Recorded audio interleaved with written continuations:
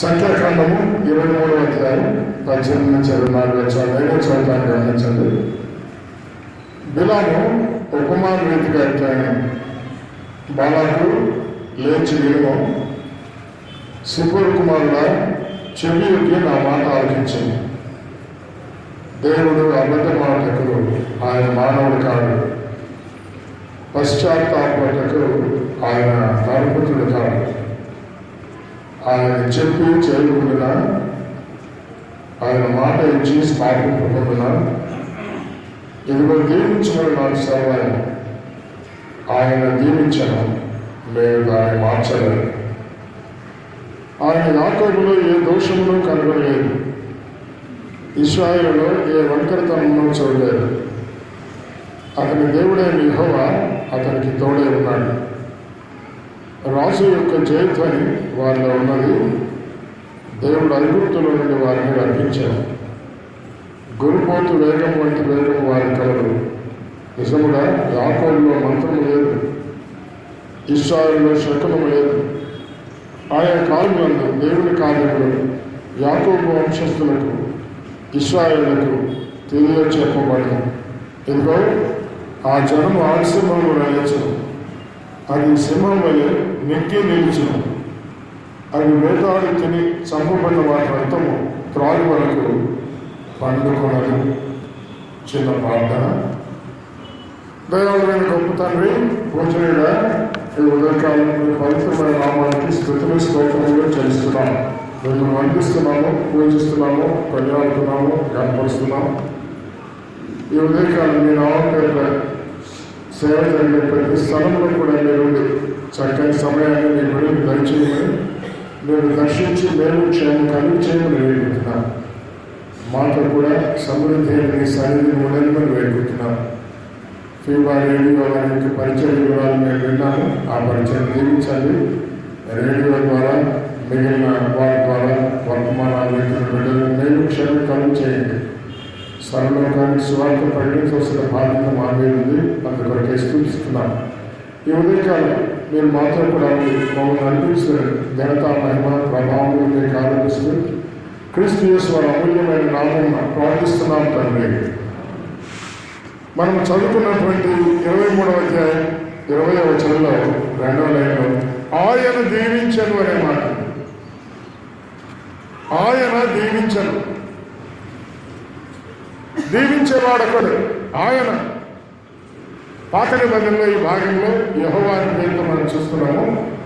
క్రొత్త నిబంధనలో ఆయన యేసుక్రీస్తుగా మనం ఎరుగుతాం. యేసు ఎవరు? దీవించేవాడు.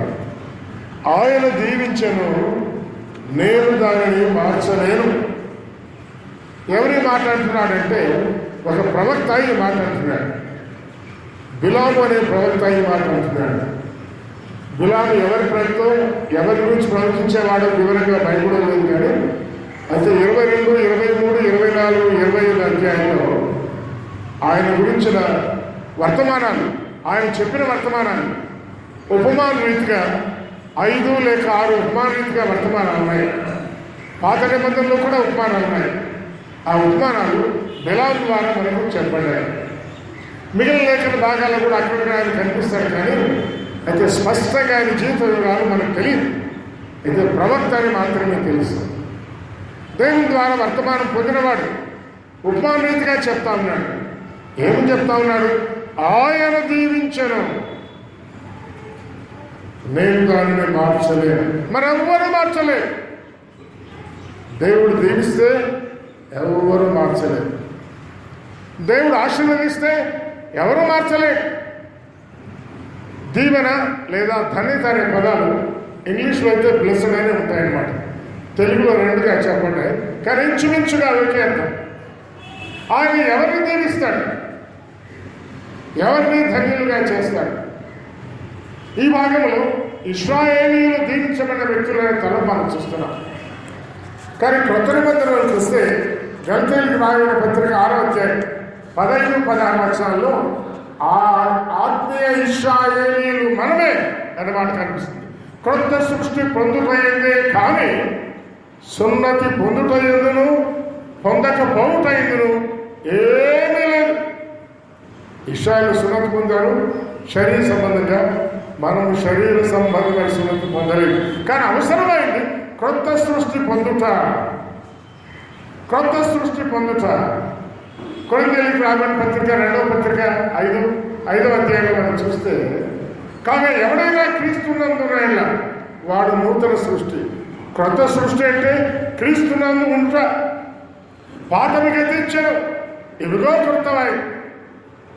ఎవరి జీవితాల్లో పాతవి గతించి క్రీస్తు యేసునందు ఉన్నారు, క్రీస్తు యేసును తమ హృదయంలో చేర్చుకున్నారు, క్రీస్తు యేసులో వారున్నారు, కొత్త జీవితాన్ని ఎవరైతే జీవిస్తున్నారో అదే అవసరం ఈ మాట చెబుతుంది. ఈ మాట చెబుతూ 16వ వచనంలో దేవుని ఇశ్రాయేలుకు సమాధానం ఉండాక. కొత్త సృష్టి పొందిన వారందరూ దేవుని ఇశ్రాయేలీయులని పిలువబడుతున్నారు. కానీ పాత నిబంధన గ్రంథంలో ఇశ్రాయేలు పక్షంగా మాట్లాడిన ఏ మాట అయినా దేవుని ఇశ్రాయేలు అనగా కొత్త సృష్టి పొందిన వారికి మనం అన్వయం చేసుకోవచ్చు. కనుక ఈ ఉపమానంలో క్రీస్తు యేసునందున్న వారికి దేవుడు ధన్యులుగా చేస్తాడని, దీవిస్తాడనే తలం మనకు కనిపిస్తుంది. ఈరోజు మనందరం ప్రశ్న, క్రీస్తు యేసులో మనం ఉన్నామా లేదా అని, దేవుని ఇశ్రాయేలుగా ఉన్నామా లేదా అని, 20 వచ్చినట్టుగా ఆయన చేత దీవించబడ్డామా లేదా అని, ఆయన ద్వారా ధన్యులుగా చేయబడ్డామా లేదా అని. దీవించబడుట అనేది చర్యగా ఉంది, ధన్యులు అనేది అది వారికి పెట్టబడిన పేరుగా ఉందన్నమాట. ధన్యులు, దీవించబడిన వారు, క్రీస్తు యేసునందున్న వారు దీవించబడినవారు, క్రీస్తు యేసునందున్న వారు ధన్యులు. కీర్తన గ్రంథంలో చాలాసార్లు మనం చెప్పుకున్నాం. 33వ అధ్యాయం 10, 11, 12 వచనాల్లో కానీ, 144వ అధ్యాయం 15వ వచనంలో కానీ ధన్యులు ఎవరు అంటే యెహోవా తమకు దేవుడు కాగలిగిన ధన్యులు. ప్రభు అయిన క్రీస్తు యేసు వారిని దేవుడుగా ఎన్నుకున్న వాళ్ళు ధన్యులు. హృదయంలో చేర్చుకున్నవారు ధన్యులు. క్రీస్తు యేసు హృదయంలో ఆహ్వానించిన వారు ధన్యులు. కలిగి ఉన్నవారు ధన్యులు. ఎవరు క్రీస్తు యేసు? మానవుల కొరకై 2000 సంవత్సరాల క్రితం ఈ లోకానికి వచ్చినవాడు. మానవ పాపాన్ని తన మీద వేసుకుని వెళ్ళిపోయినవాడు. ఇదిగో లోక పాపం మోసుకొని పోవు దేవుని గొర్రెపిల్ల. అందులో నీ పాపం ఉంది, నా పాపం ఉంది. మనందరి పాపాన్ని మోసుకుపోయినవాడు, లోక పాపాన్ని మోసుకొని పోయినవాడు, లోక పాపానికి రావాల్సిన శిక్ష తన జీవితంలో అనుభవించినవాడు. యెరూషలేము పట్టణానికి గవిని వెలుపట, పట్టణం గవిని దాటిన తర్వాత దమస్కుకు వెళ్ళే మార్గంలో ఒక నేషనల్ హైవేలో ప్రక్కలో అందరూ చూస్తుండగా మార్గమున వెళుతున్న వారందరూ ఆయన చూశారు. ఆయన సిలువ వేయబడ్డాడు. ఇది రహస్యంగా ఏదో కుమ్మల్లో జరిగిన కార్యం కాదు. ప్రపంచమంతటి ఎదుట, ప్రపంచము కన్నుల ఎదుట నేషనల్ హైవే ప్రక్కలో అందరూ చూస్తుండగా జరిగిన కార్యం. ఆయన చేతులు పొడవబడ్డాయి, ఆయన కాళ్ళు పొడవబడ్డాయి, ఆయన శరీరం అంతా పొడవబడింది. గాయాలు గాయాలు గాయాల చేత నిండిపోయాడు. అమూల్యమైన రక్తమును కార్చాడు. బైబిల్ గ్రంథం చెబుతుంది, యేసు రక్తం ప్రతి పాపము నుండి కడిగి పవిత్రపరుస్తున్నాడు. ఈ ఉదయకాలం అట్టి యేసుని హృదయంలో చేర్చుకున్నామా? ఆయన ద్వారా ధన్యులమయ్యామా? 20వ వచనం చెప్పినట్టుగా ఆయన చేత దీవించబడ్డామా లేదా అనేది ప్రశ్న. ఆయన దీవించాడు, నేను మార్చలేదు అని ఒక ప్రవక్త గారు అంటున్నాడు. ఆయన దీవిస్తే ఎవరు మార్చలేరు, ఎవరు వారిని తాకలేరు, ఎవరు వారికి ఏమీ చేయలేరు. క్రీస్తు యేసు హృదయంలో కలిగి ఉన్నారా? ఎప్పటి నుంచి కలిగి ఉన్నారు? ఇది ఇశ్రాయేలు చెప్పండి మాట నిజమే, కానీ అయితే మనం అనుకున్నట్టుగా ఆత్మీయ ఇశ్రాయేలైన మనకు కూడా ఈ మాట వర్తిస్తుంది. ఆయన దీవించను, ఆయన దీవించను. ఈ ఉదయకాలం చేయించగలను, ఆయన చేత నేను దీవించబడ్డాను అనే స్థిరమైన సాక్ష్యాన్ని చెప్పగలమా? ఆ నమ్మకాన్ని కలిగి ఉన్నామా? లేకపోతే కలిగి ఉండడం అవసరం. కల్వరి శరీరంలో నీ కొరకే ప్రాణం ఇచ్చిన క్రీస్తు యేసును హృదయంలో చేర్చుకోవడం అవసరం. కల్వరిలో ఆయన కార్చిన రక్తంలో నీ పాపాన్ని కడిగి వేసుకోవడం అవసరం. పరిశుద్ధుడుగా అగుట అవసరం. నీతిమంతుడుగా తీర్చబడటం అవసరం. ఆయన కుమారుడుగా అవసరం. ఆయన చేత దీవించబడిన వాడుగా అనుకుంటాను. బైబిల్ గ్రంథంలో అబ్రహాం గారు చాలా గొప్ప వ్యక్తి. ఆయన కుమారుడు ఏకైక కుమారుడు ఇస్సాకు. ఆయనకి 2 కుమారులు ఉన్నారు, ఏశావు, యాకోబు. పెద్దవాడు ఏశావు, చిన్నవాడు యాకోబు. గర్భంలో నుంచే వారి పోరాటం మనకు తెలుసు. ఏశావు జ్యేష్ఠ పుత్రుడు, దేవుని ఆశీర్వాదానికి పాత్రుడు వాక్య ప్రకారం అన్నమాట. కానీ ఏశావు తన జీవితకాలంలో దేవుని ఆశీర్వాదాన్ని కోరుకున్నవాడు కాదు. ఒకసారి తమ్ముడు అడిగాడు, నీ జ్యేష్ఠత్వం నాకు ఇస్తావా? జ్యేష్ఠత్వం నాకెందుకు అన్నాడు అన్నమాట. దేవుడిచ్చే ఆశీర్వాదం, దేవుడిచ్చే ధన్యత, దేవుడిచ్చే దీవెన నాకెందుకు అనేవాడు ఉన్నారు. నాకెందుకంటే ఆయన ఇవ్వడు. కానీ యాకోబు అనగా మోసగాడే నాకు కావాలా, నాకు కావాలా, నాకు కావాలా అనే గాఢమైన ఆశ. తిండి రాకపోయినా,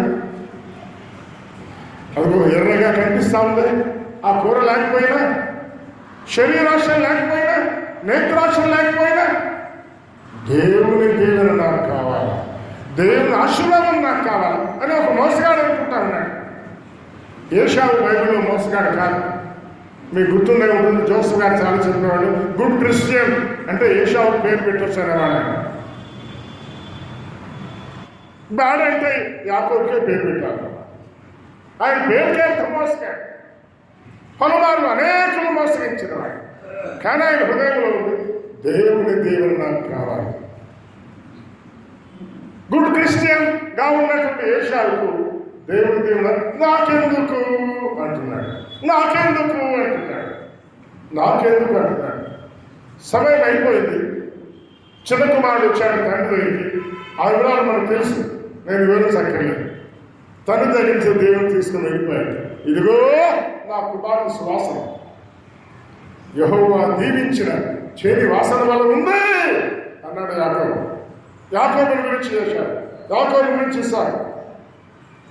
యాకోబు మోసగాడైనా దేవుడు తనకు కావాలి, క్రీస్తు తనకు కావాలి అని హృదయంలో చేర్చుకున్నప్పుడు యెహోవా దీవించిన చేయనైపోయాడు. యెహోవా దీవెన పొందిన, యెహోవా దీవించను, ఎవరు దాన్ని మార్చలేరు. తండ్రి ఇస్సాకు ఏశావును ప్రేమిస్తున్నాడు, కానీ తన ప్రేమను బట్టి కూడా దేవుని మార్చలేకపోయాడు. తర్వాత ఏశావు వచ్చాడు. మన తెలుగు పాట పడుకుంటాం, సమయము గడచిపోయిన ఏశావు శ్రద్ధతో వెదకెను. ఏం లాభం లేదు. తండ్రి ఒక్క దేవుని లేదా, లేదు నాయన నీ సారం ఎండిపోయి ఉంటుంది. అంతే, ఏశావు జీవితం ఎండిపోయింది. కనుక జీవితంలో మంచి చేశామా చెడు చేశామా అని కాదు, ప్రభు అయిన క్రీస్తు యేసు వారి దీవెన ఆశీర్వాదం ధన్యత పొందిన వారమైనా, కల్వరిలో ఆయన జరిగించిన కార్యాన్ని హృదయంలో నమ్మిన వారమై ఉండాలి. మోసగాడే కావచ్చు, జీవితమంతా మోసాలు కావచ్చు, ఏమైనా చేసి ఉండవచ్చు. దేవుని ఆశీర్వాదం కావాలి అని కోరుకున్న యాకోబు దీవించబడ్డాడు. దాన్ని తృణీకరించిన నిర్లక్ష్యం పెట్టిన ఏశావు ఆ దీవెన పొందలేకపోయాడు. ఈ ఉదయకాలం మన ముందున్న ప్రశ్నది, ఆయన దీవించను నన్ను అని చెప్పగలవా? ఎప్పుడు దీవించాడో చెప్పగలవా? నువ్వేం చేస్తే దీవించాడో చెప్పగలవా? ఏమీ చేయక్కర్లేదు. హృదయంలో ఆయన్ని స్వీకరించాను, ఆయన నన్ను దీవించాడనే సాక్ష్యం నీ దగ్గర ఉందా? లేకపోతే ఏం లాభం లేదు. లేకపోతే ఏశావు లాంటి జీవితం అన్నమాట. ఆయన దీవించాను, ఆయన దీవెన ఉన్నతమైంది. ఆయన ధన్యులుగా చేస్తే ఎవరు దాన్ని మార్చలేదు. ఆయన అంకుల్ వాళ్ళెవరు నాకు చేతపడి చేస్తారు, ఎవరు చేయలేరు, దాన్ని మార్చలేడు. మనం చదువుకున్న భాగంలోనే ఆ మాట మధ్యలో ఉంది. ఇశ్రాయేలులో శకునము లేదు 23వ వచనంలో. యాకోబులో మంత్రము లేదు, ఏ మంత్రాలు, ఏ శకునాలు, ఏ తంత్రాలు ఏమీ చేయరు. వాటి ద్వారా ఏ ఆశీర్వాదం రాదు. ప్రభువు నమ్ముకున్నామంటారు, చేతి కట్లు పెట్టుకుని ఉంటారు, మెడలో తాయి తీసుకుని ఉంటారు, ఏమేమో చుక్కబొట్టు పెడతారు, బొట్టు తల మీద బొట్టు పెడతారు, చెంపల మీద పెడతారు, కాళ్ళకు కూడా పెడతా ఉంటారు. ఆయన దీవిస్తే, ఆయన దీవెనలోనే ఉంటే ఆ దీవెన ఎవరు తీసివేయలేరు. ఇలాంటివన్నిటి దూరం చేసుకోవాలి. అటువంటి మాటలు చెప్పేవారికి దగ్గర రానికూడదు. పెళ్లి చేసుకుందామంటే మ్యారేజ్ లైసెన్స్ నాకుంది, ఒకే రోజు 2-3 అడుగుతారు. ఎందుకు ఇట్లా అడుగుతా ఉన్నారు ఏంటంటే, కొంచెం వెనక్కి వెళ్తే ఈరోజు మంచి రోజు అంటున్నా. ఎక్కడ కొనుక్కున్నారు వీళ్ళంటే క్యాలెండర్లో తెలుస్తున్నానా, క్యాలెండర్ చెప్తా ఉంటాయి. అదే రోజు అందరు పెళ్ళిళ్ళు. అయ్యా అప్పుడే నేను మాట ఇచ్చాను, ఈ సందర్భం రాలేనంటే ఎంగేజ్మెంట్ కన్నా రాలేనా అంటారే కానీ ఆ సమయాన్ని మార్చుకోవడానికి ఇస్తున్నాడు. దేవుడు దీవించి నీకు ఇచ్చిన 7 దినాలు మంచివే. నీ తండ్రి తల్లి నీకు మంచిది ఇస్తాడా, చెడు ఇస్తాడా? ఆయన సంవత్సరాన్ని బాగా చేసిన గొప్ప దేవుడు. 7 దినాలు కూడా బాగా చేస్తాడు. బాగా ఉందని చెప్పిన గొప్ప దేవుడు. ఏ సమయం కూడా చెడు సమయమైనా నీకు నాకు ఇచ్చేవాడు కాదు. కనుక ఈ మంత్రాలు, తంత్రాలు, దినాలు, శకునాలు వీటన్నిటికీ దేవుడు కూడా దూరం ఉండాలి. యాకోబులో ఏ మంత్రము లేదు, వాడు ఏ శకునము చూడలేదు, ఎవరి ద్వారా ఏమో తెచ్చుకోలేదు. కానీ ఎందుకు దీవించబడ్డారంటే ఆయన దీవించాను. నేను ఆయన దీవించాను. ఆయన దేవునికి పాత్రుడు కదా. ఎప్పుడు దీవించాడు, ఎట్లా దీవించాడు ఎరుగుదా?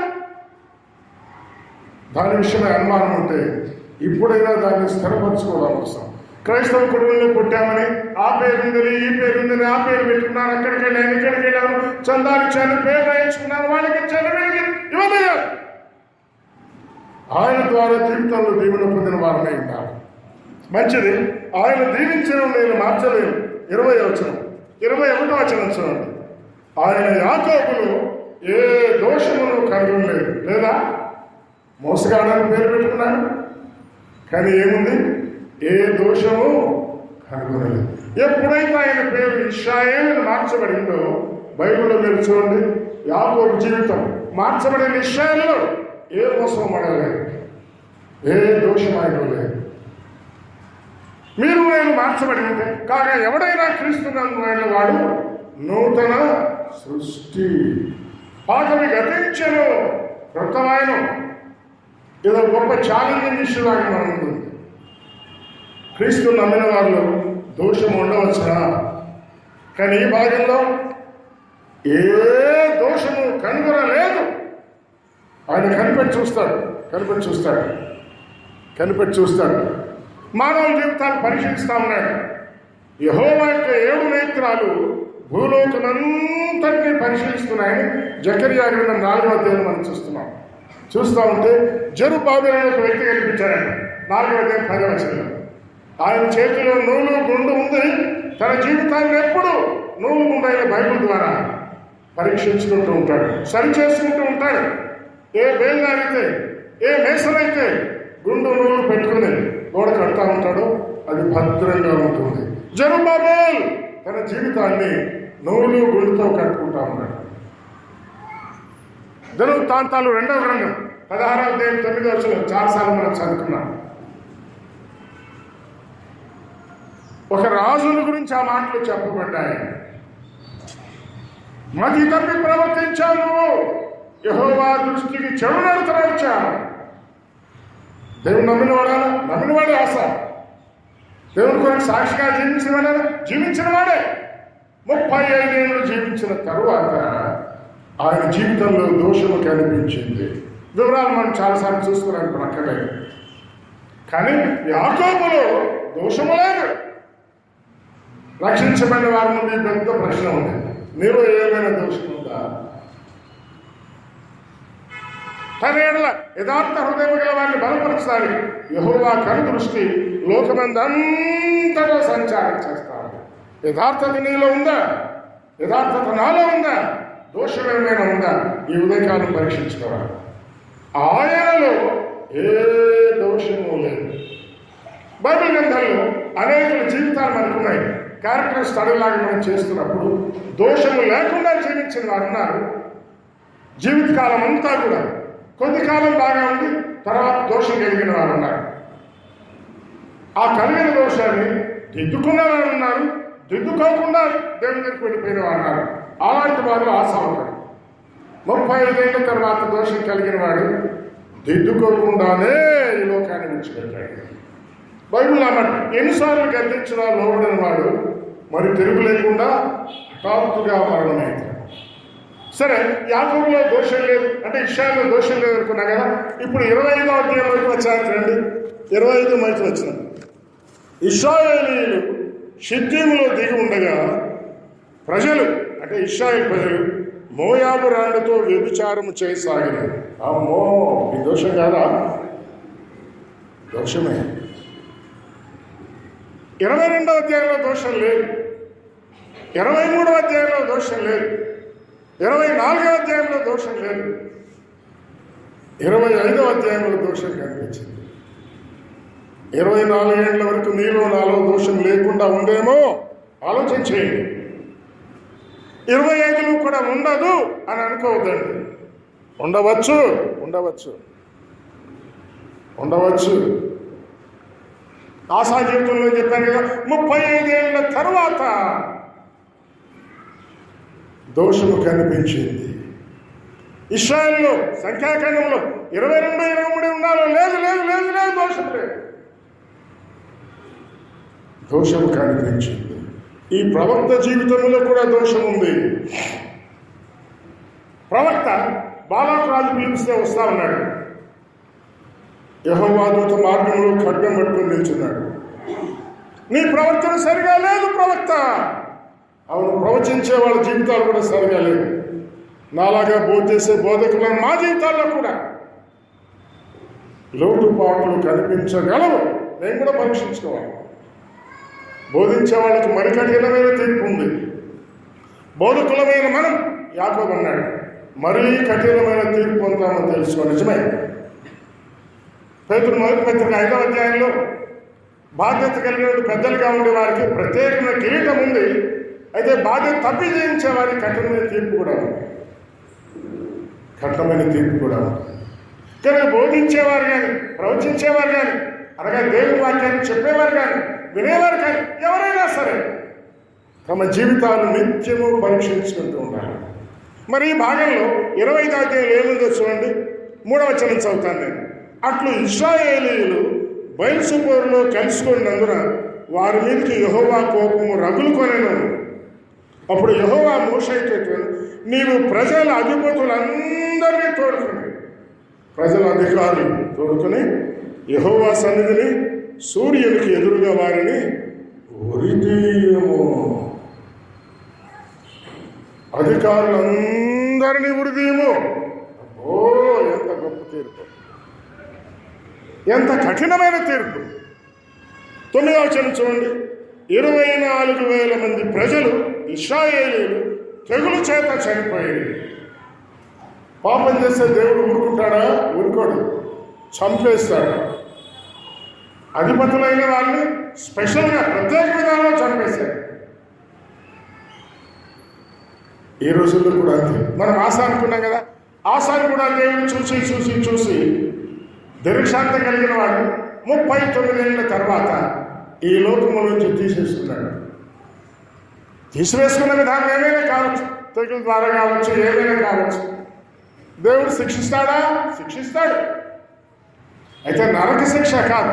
క్రీస్తు యేసునందున్న వారికి ఏ శిక్ష విధి లేదు, శిక్ష లేదు. కానీ ఈ లోకాన్ని విడుచుట, ఈ లోకంలోంచి ఎత్తివేయట అనేది మాత్రం. ఎన్నిసార్లు గద్దించినా గద్దింపుకు లోబడతావా? ఇశ్రాయేలులో 23వ అధ్యాయంలో ఏ దోషము లేదు. దోషము లేకుండా జీవితకాలం అంతా జీవించవలసింది. ఆ క్రింది భాగంలో మనం చదివితే క్రింది భాగంలో ఈ రీతిగా ఉంది. ఇశ్రాయేలీలో దోషం లేదు అని చెప్పంటూ 22వ వచనంలో రాజు యొక్క జయధ్వని వారిలో ఉన్నది. దేవుడు ఐగుప్తులో నుండి వారిని రప్పించాను. ఐగుప్తులో నుండి వారు తమ జీవితాలు దిద్దుకున్నారు. ఐగుప్తు నుంచి దేవుడు నడిపించాడు. అరణ్య మార్గంలో నడిపిస్తూ 40 ఏళ్ళు నడిపించాడు. ఆ 40 ఏళ్ల మధ్య కాలంలో ఇది జరిగింది. 22వ అధ్యాయం, 23వ అధ్యాయం, 24వ అధ్యాయం వరకు దోషం లేదు. ఆ తర్వాత దోషం వచ్చింది. మనం ముందే అనుకున్నాం, బిలాము జీవితంలో దోషం వచ్చింది.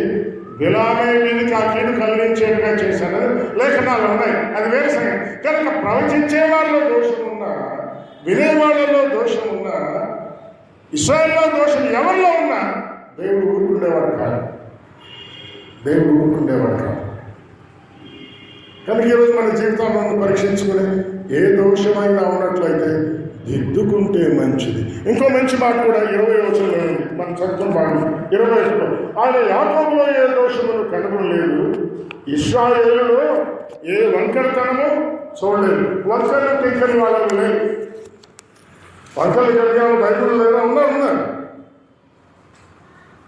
వంకర జీవితాన్ని గురించిన చాలా మాటలు బైబిల్ ఉన్నాయి. కొత్త నిబంధనలు ఉన్నాయి, పాత నిబంధనలు ఉన్నాయి. కొత్త నిబంధనలో ఉండే ఒక మాట 20వ అధ్యాయం అపోస్తలుల కార్యాలు 30లో మనం చూడగలం. శిష్యులను తమ వెంట ఈడ్చుకొని పోవాలని వంకర మాటలు పలుకు మనుష్యులు నీలోనే బయలుదేరుతారు. 20వ అధ్యాయంలో 18వ వచనంలో ఎఫెసు నుంచి సంఘ పెద్దల్ని పిలిపించాడు. మీలోనే అంటే సంఘాల్లోనే ఉంటారు. ఎవరు?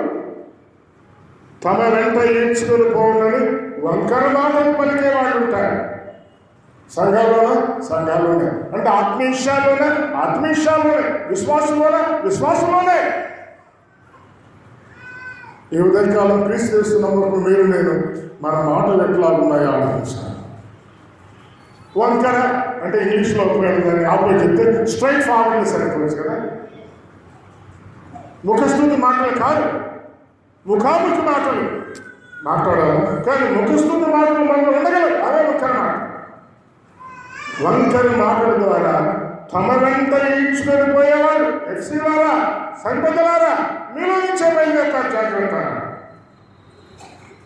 ఈ ఉదయకాలం ఆ వంకర మాటలు పలికేవాడు నేనేమో నన్ను పరీక్షించుకున్నాను. వంకర మాటలు పలికే వాళ్ళు ఉంటారంటే వంకర మార్గంలో ఉండేవాడు ఉంటాడు. కొన్ని లేఖన భాగాలు నేను చదువుతాను, గమనించండి. సామెతల గ్రంథంలో 21వ అధ్యాయం 8వ వచనం రీతిగా ఉంది. దోషపడుతున్న మార్గము మిక్కిలి వంకర మార్గము, పవిత్రుల కార్యములు యథార్థత అంటే స్ట్రైట్ ఫార్వర్డ్నెస్, ట్రాన్స్పరెన్సీ కలిగి ఉంటారు. వాళ్ళే పవిత్రులు. వంకర మార్గంలో ఉండేవాళ్ళు యథార్థులు కాదు, దోషభరితులు, దోషము కలిగిన వారుగా ఉంటారు. యాకోబులో దోషము లేదు కాదు, దోషం ఉండేవాళ్ళు కూడా ఉంటారు. అందుకే 23వ అధ్యాయంలో దోషం లేదు, కానీ 25లో దోషం ఉందని చెప్పుకుంటా ఉన్నాను. కానీ మీలో నాలో కూడా గత కాలంలో దోషం లేదనుకుని జీవితకాలం అంతా నేను బాగున్నాయని సంగతి ఇప్పుడు అనుకోకూడదు. నిత్య పరీక్ష అవసరం. అలాంటి సామెతల గ్రంథంలో 2వ అధ్యాయం 15వ వచనంలో, వారు నడుచుకొని త్రోవలు వంకరవి, వారు కుటిల వర్తనలు నడుచుకునే త్రోవలు వంకరగా ఉంటాయంట. అట్లయితే ఆయన బిడ్డలమైన మనము కుటిల వర్తనలుగా ఉండకుండా ఉంటే మంచిది. ఇదే మాట యెషయా గ్రంథంలో కూడా ఇంచుమించుగా కనిపిస్తుంది.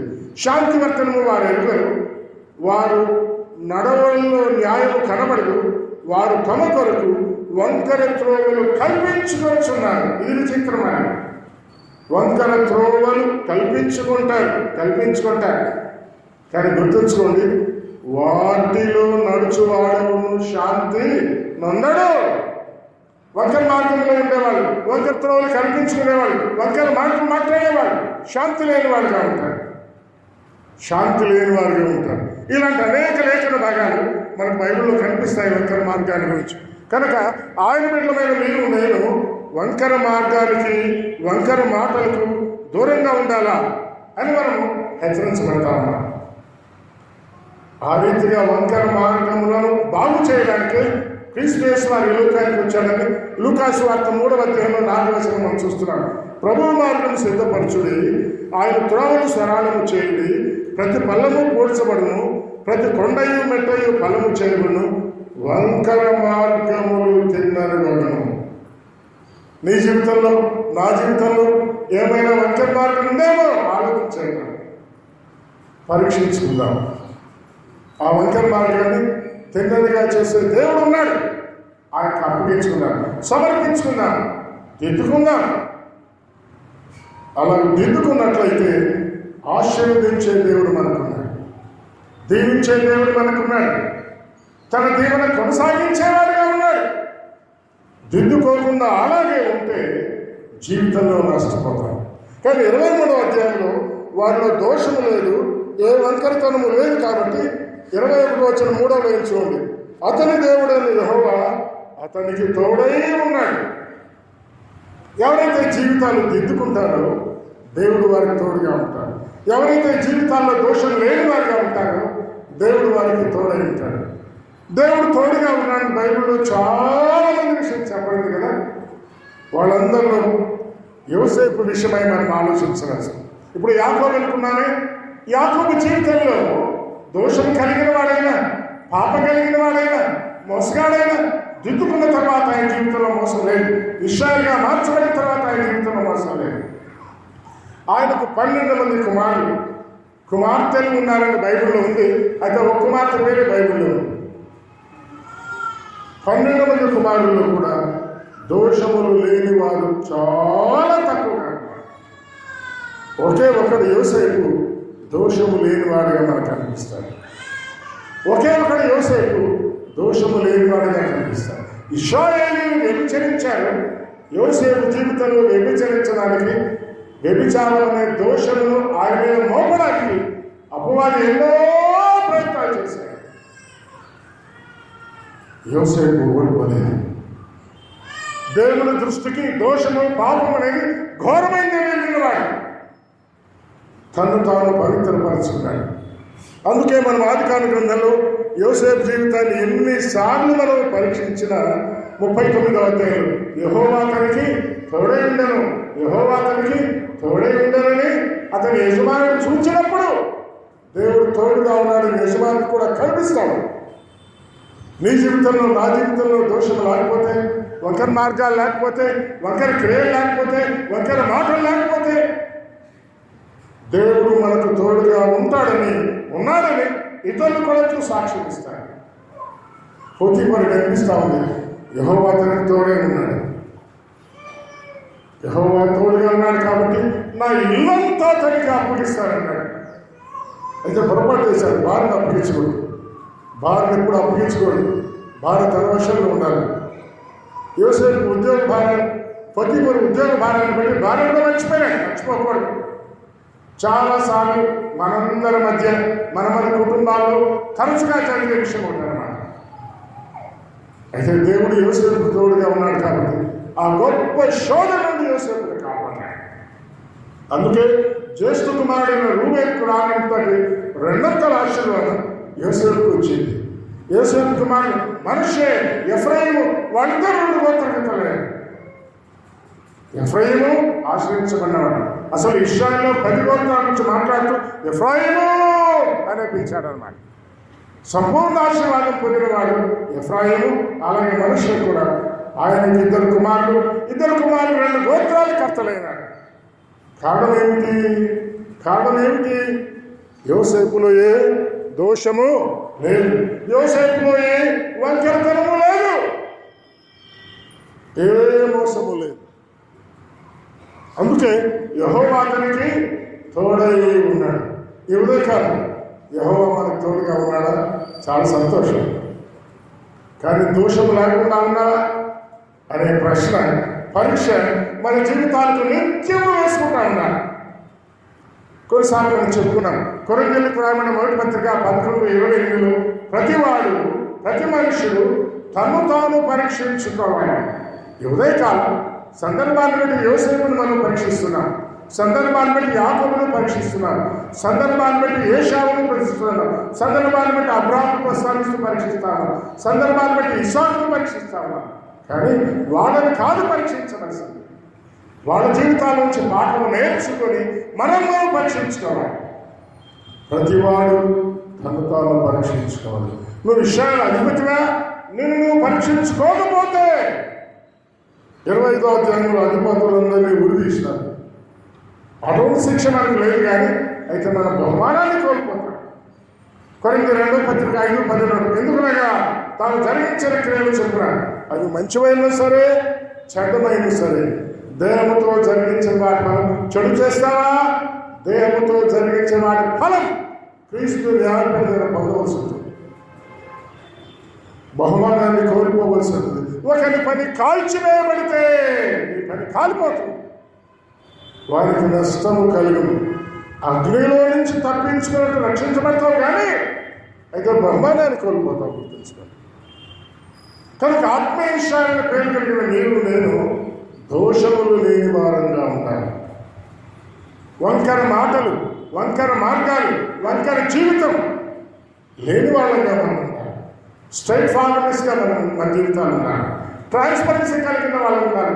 ఎవరైనా ఎప్పుడైనా మనం చూసినా పొతిఫర్ యోసేపు జీవితాన్ని చూస్తా ఉన్నాడు.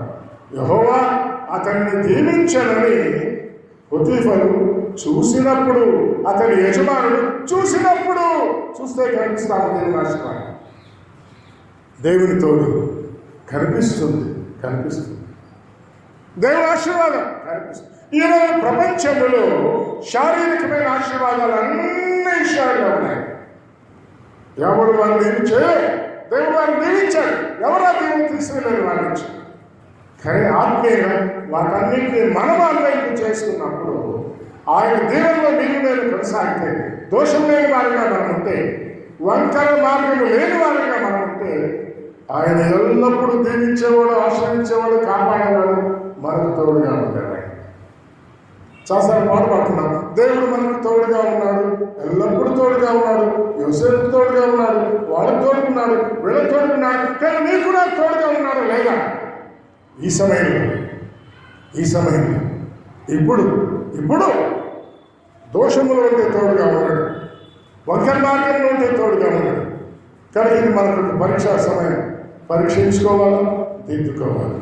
అలా దిద్దుకొని దేవుని ఆశీర్వాదానికి, దేవుని యొక్క సంపూర్ణమైన దీవెనకు పాత్రలను అడుగుగాక. కానీ గుర్తుంచుకోండి, రక్షణ అనే దేవుని యొక్క పొందకుండా ఉంటే, క్రీస్తు యేసు ద్వారా ధన్యులు కాకుండా ఉంటే, అలాంటి అనుభవం లేకపోతే యెహోవా క్రీస్తు యేసును దేవుడిగా స్వీకరించాడు, హృదయంలో స్వీకరించాడు. మన కొరకే కన్నులాగా చేసిన ఆ కార్యాన్ని ఆశ్రయించండి, నమ్మండి, పాపాలు తుడిచివేయాలని అడగండి, తుడిచివేస్తాడు. యేసు రక్తం ప్రతి పాపం నుంచి కడిగి పవిత్రపరుస్తుంది. అలా పవిత్రపరచబడి దోషం లేని వారిని, వంకర మార్గములు, వంకర మాటలు, వంకర క్రియలు లేని వారిని జీవిస్తూ దేవుని తోడు కలిగిన వారిని ముందుకు సాగాలని దేవుని వాక్యం ద్వారా రచించబడతామా. దేవుడి మాటలు మనందరినీ ఆశీర్వదించుగాక.